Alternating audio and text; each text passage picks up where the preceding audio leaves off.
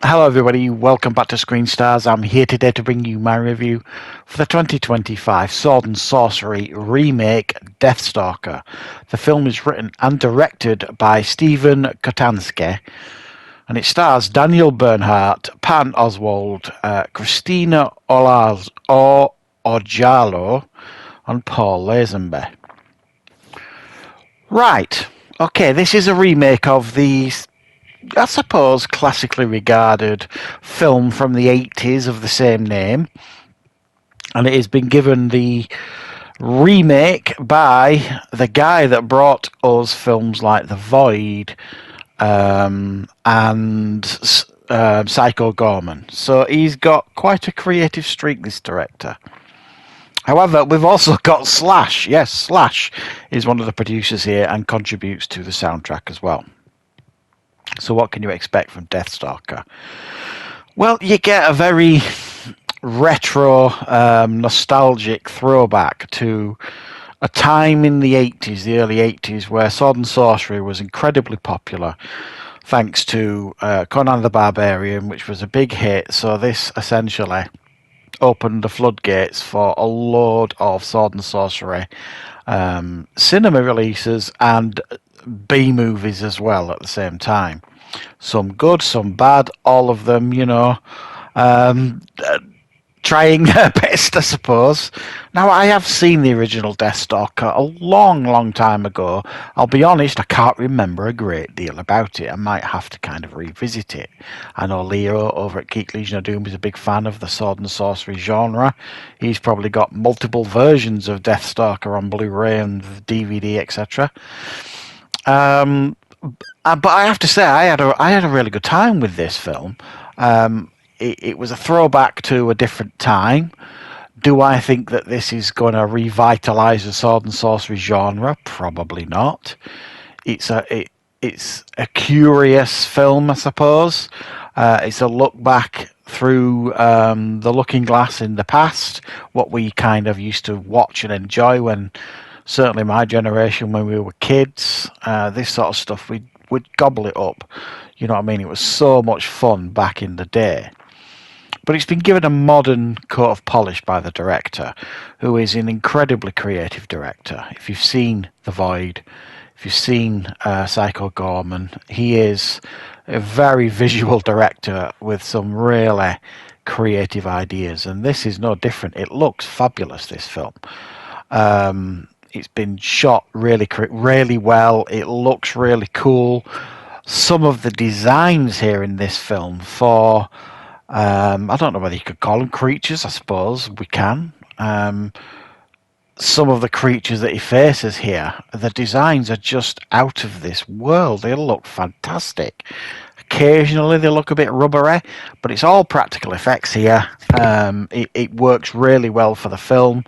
Some of them look really daft, but they're still effective. And they're all really quite memorable.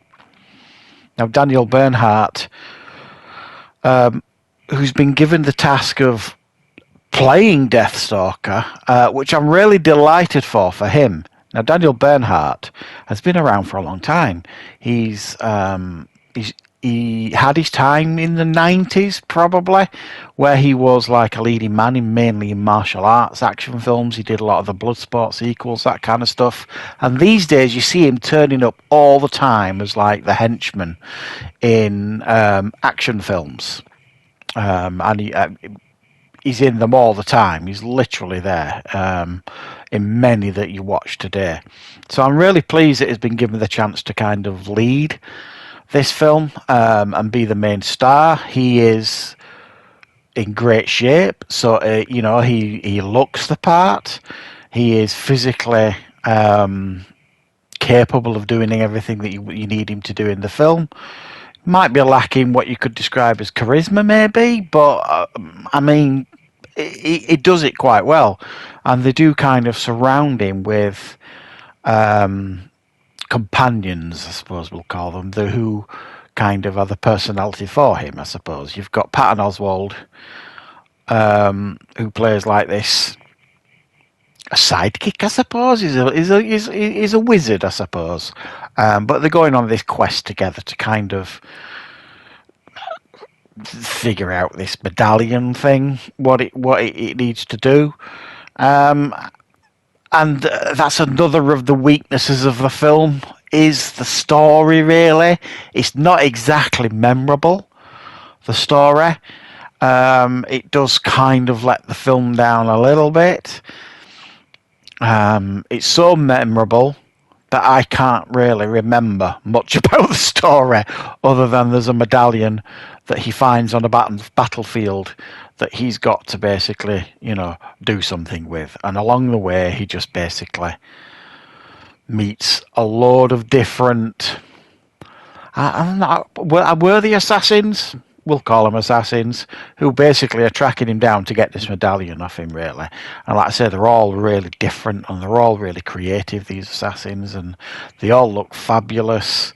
I think if the camera stayed on some of them too long, you'd see the jankiness and cheapness maybe in some of the costumes, but they are shot very cleverly, so they just look effective and creative, with the lighting and the smoke and, the quick shots and the battle shots with the swords and this kind of stuff.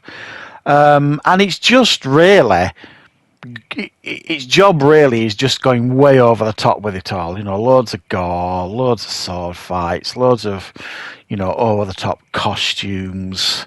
And I think probably one of the things that you don't get here that you definitely would have got in these films in the 80s, there's no kind of scantily dressed half naked or fully naked women. I mean, these films in the 80s were renowned for, which is probably why part of the reason I enjoyed them at that age. There was flesh to be seen in them, shall we say, in regards to female flesh. And it was, very nice, I suppose, when you're a teenager watching those films. I'm sure that was part of the appeal for many of us when we were teenagers. There's none of that really here. I'm not complaining. I don't really like that these days in my movies, but it doesn't really give you any of that in regards to that kind of stuff that you got in the 80s with the sword and sorcery films. But it's a fun film, this. It is flawed. It's absolutely flawed. There's not much of the story to speak of, really. There's lots of creative enemies and bad guys and stuff and assassins, but none of them really stand out. Like the big bad sort of thing in the film is not that good, really, or not that memorable and that kind of stuff. But yeah, I mean, as a nice reminder of what the sword and sorcery films were all about from the 80s, this was a nice, fun film from a very creative director, who I think should be given. I'd love to see what this director could do with a proper budget.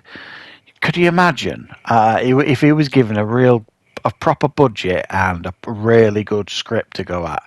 I think we could get magic out of this director, personally, in my opinion. So yeah, that's my thoughts on Deathstalker. Let me know your thoughts if you've seen it, and I will of course be back with plenty more content on the channel very, very soon.